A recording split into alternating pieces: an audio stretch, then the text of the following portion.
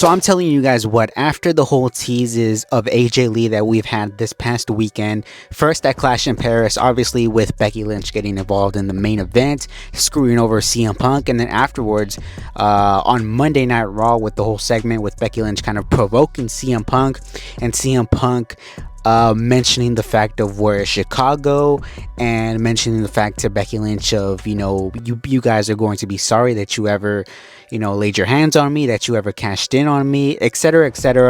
is obviously sparking the debate now for a potential AJ Lee return. And I think everybody is so close that they can actually taste it as far as the AJ Lee return, because a lot of numerous websites, in particular I've seen Fightful, has kind of confirmed that people within the company are fully expecting AJ Lee to either be announced for this coming Friday night or show up this coming Friday night. And it kind of doesn't take a genius to figure out what they're implying with all these subtle teases that AJ Lee is going to be confirmed for SmackDown. And obviously, this is just a rumor at this point, right? And that whole Chicago show is obviously going to sell out by the time we get there. And number one, I believe it has to be her, because really, if they're setting this up to be anybody but AJ Lee in Chicago of all places, I think that's such a massive letdown and such a massive disservice to not only the fans, but the person that it turns out to be, whether it isn't AJ Lee.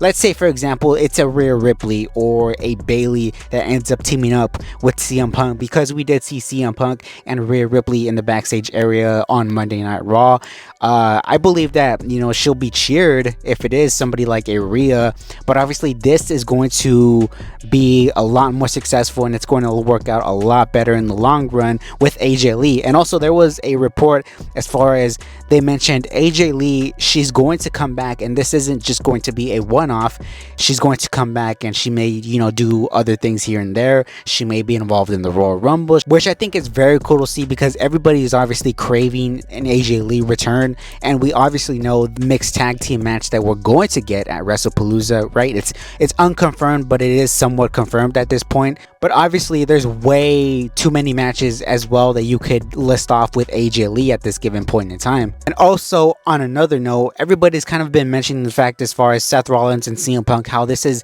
such a never-ending rivalry, how this rivalry has gone on for 2.5 years essentially, and we really haven't seen such a massive payoff. Like, I think people were expecting CM Punk and Drew McIntyre levels of rivalry with this feud between Punk and Rollins, and I feel like now if you add in Becky and you add in AJ Lee, obviously you're adding in personal elements towards this storyline. It's actually going to be a lot better than what we've gotten previously, because the Vision for the last 6 months, they've been boring as shit, which really shouldn't be the case, because on paper, if you see Seth Rollins, Braun Breaker, Bronson Reed, and Paul Heyman, it should be a recipe for success. But when you put them all collectively together, I don't know whether it's the booking or whether it's just the gelling of everybody involved, but it just doesn't seem to work out. And I feel like now adding in AJ Lee, adding in Becky Lynch is obviously,